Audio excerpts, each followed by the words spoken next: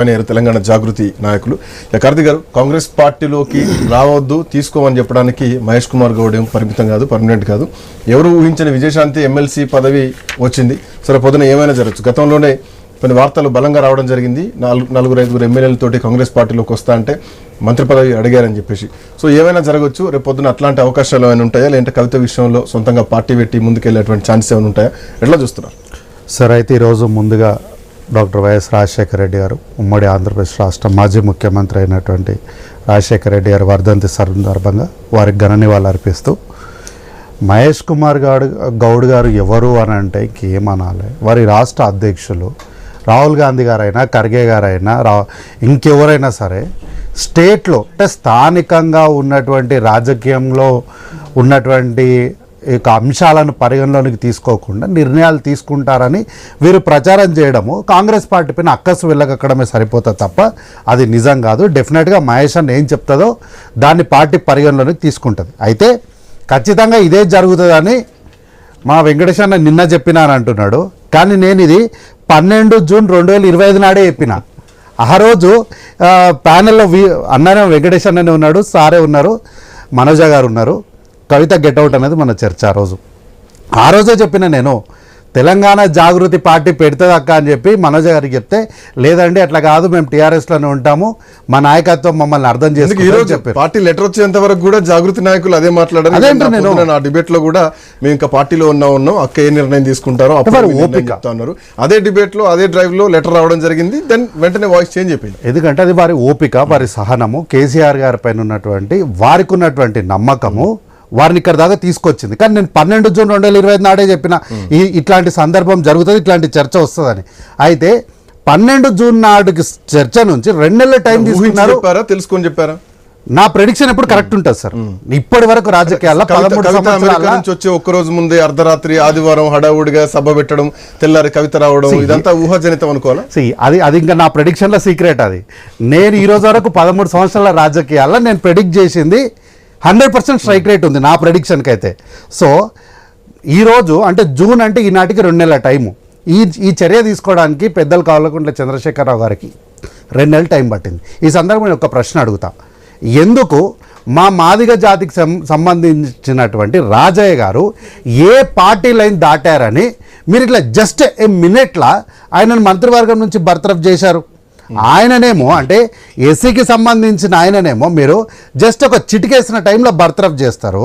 కానీ కవితక్కని సస్పెండ్ చేయడానికి మాత్రం మీరు 2 నెలల టైం తీసుకుంటే ఎక్కడ సమన్యాయం ఉందో వాళ్ళే చెప్పాలి. ఎందుకంటే ఈరోజు ఈ చర్య జరగడానికి కూడా కారణం ఏంటి?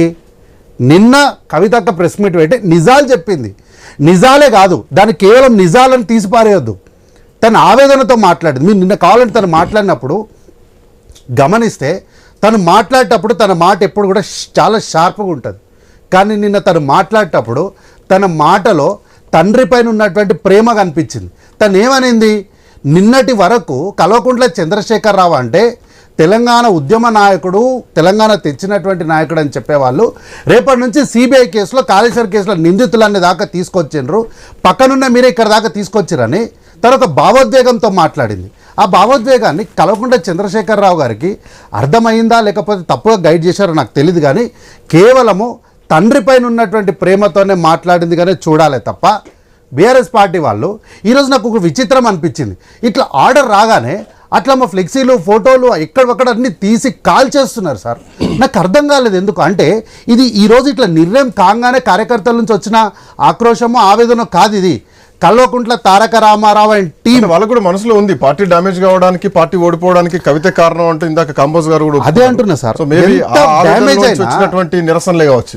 ఎందుకో మరి ఈటల రాజేందర్ గారిని సస్పెండ్ చేసినప్పుడు ఎవరు ఇట్లా కాల్ చేయలేదు అంటే ఏంటంటే ఎప్పటి నుంచో వీళ్ళు ఈ ప్రీ ప్లాన్ ఉన్నారు. ఏంటి, ఒకరోజు ఇట్లా జరుగుతుంది, జరిగిన నాడు ఇట్లా కాల్ చేయాలి, చింపేయాలని వీళ్ళు ప్రీఫిక్స్ ముందే రెడీగా ఉన్నారు సార్. ఎంత కాదనుకున్నా తను కల్వకుంట్ల చంద్రశేఖరరావు కుమార్తె సార్. తన కళ్ళ ముందే తన బిడ్డ ఫోటోలను అట్లా కాల్ చేస్తుంటే ఎట్లా కల్వకుంట్ల చంద్రశేఖరరావు గారి నాయకత్వాన్ని వీళ్ళు ఎట్లా సమర్థిస్తారో నాకు అర్థం కాలేదు. ఇంకోటి 6 అడుగుల బుల్లెట్ నిజాయితీ పరుడని వీళ్ళంతా ట్విట్టర్లో ఎన్కేసుకొని వస్తున్నారు. ఇదే పద్ధతిని ఎందుకు కల్వకుంట్ల కవిత గారి అరెస్టు విషయంలో ఎందుకు ఈ స్టాండ్ ఎందుకు తీసుకోలేదు పార్టీ? ఆ రోజు తీసుకోకపోగా కారు వెనుకకెళ్ళి పక్కకెళ్ళి చిక్కటి నవ్వుల్ని పూయించిన వాళ్ళు ఎవరు? ఆమె అరెస్ట్ అయ్యి కళ్ళ నిండా నీళ్లు పెట్టుకొని కొడుకును భర్తను ఆలింగనం చేసుకొని ధైర్యంగా ఉండండి అని ఆమె ధైర్యంగా చెప్పెళ్తుండే వీళ్ళు కారణంగా దాక్కుని నవ్వుకున్న మాట వాస్తవం కదా. అయితే కాకపోతే ఒక్క మాట సార్, నేనేమంటున్నా ఒక్క మాట, కానీ కవితక్క కూడా కాళేశ్వరం రిపోర్ట్లో సిబిఐకి అప్పగిస్తే రాష్ట్రాన్ని అగ్నిగుండం చేయాలి.